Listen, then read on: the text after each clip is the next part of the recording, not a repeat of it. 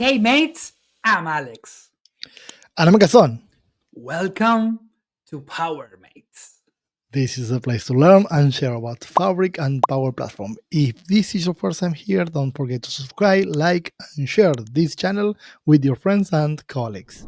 So, hey Power Mate, welcome back to the channel where we simplify the Microsoft Fabric universe. So, today we are diving into an exciting new feature for the Fabric data warehouse. So, the bulk insert statement. So, if you ever struggle with loading large data sets efficiently, this update is for you. So let's break it down, Gaston. And let me have a question here and is why this is an important new feature, Gaston? What really means the bulk insert for data people?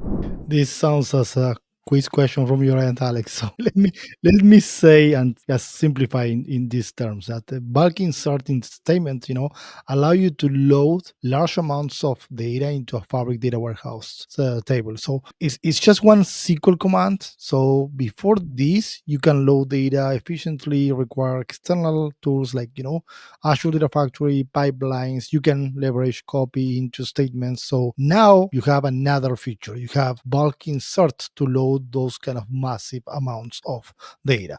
And that goes faster and easier. Let's see exactly how this works. So let's go over to my machine. As usual, we have different Fabric workloads coming all together. In my case, I already have set up my own workspace that I'm going to show you here. PowerMates demo 2025.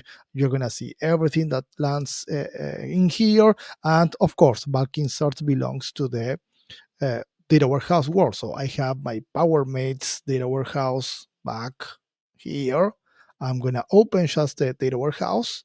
And within the data warehouse, first of all, remember that you have in the warehouse, you have different options in terms of loading the data. But I would love to bring here a couple of things. First of all, you can leverage. This is a SQL command. This is kind of an old school SQL command. This is the kind of how you interact bulking, inserting in SQL data. And you have different kind of options here. And let's go deep on this one.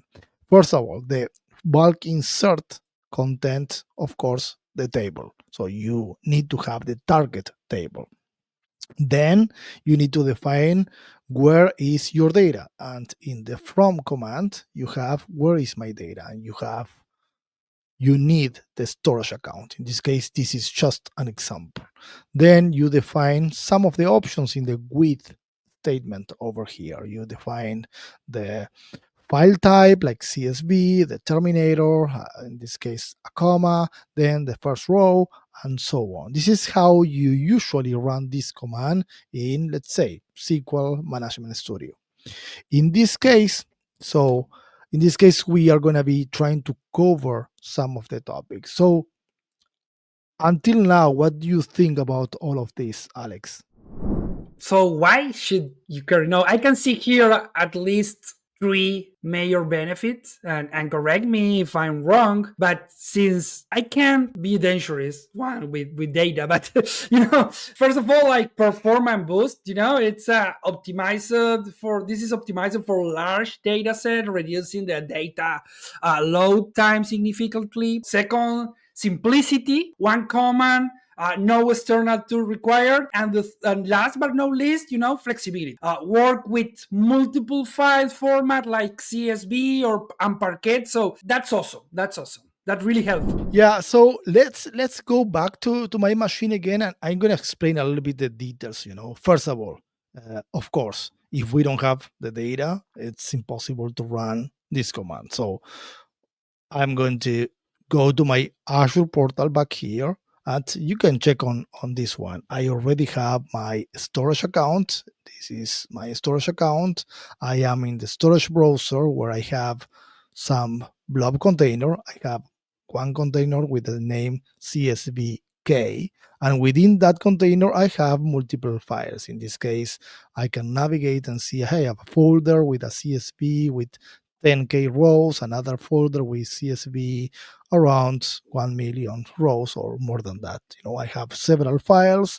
You can go to one of the files. In my case, it's the sales CSV, and I can check on this file the properties.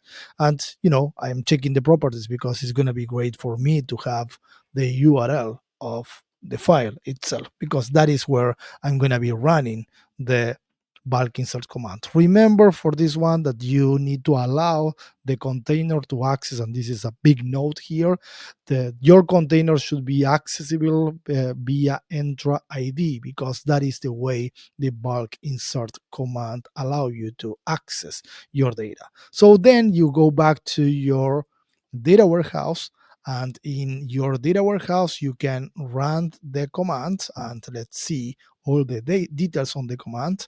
Again, you can check here that let's see if I refresh this one, and we can check our command is bulk insert the name of the target table, in this case sales table, and then the URL of my file that I'm going to be uploading. So if I run this command, and let's see over here, let's check on timing, and let's check how much you're going to be inserting on this DBO dot sales table. So after this command runs, you're going to see that first of all, you load the large data sets really quickly. Then your data is already structured in the Azure storage, CSV, or Parquet file. You can avoid completely any kind of ETL pipeline for kind of simple ingestions. So you can see here that my command just ran and was succeed in 14 seconds. You can, of course, check your query activity. But then if I go to my sales table, I see all the files coming together in my sales table, and I can also go and run one of the queries to check on how much data we have in that table. And you can check here that I have more than 2 million records that just load in 14 seconds or so. So, of course, if you need any kind of additional transformations or more advanced control, you might, of course, prefer to go to the copy into or directly go in and create a pipeline to load data into your data warehouse. But this is just a really cool options to make that happen.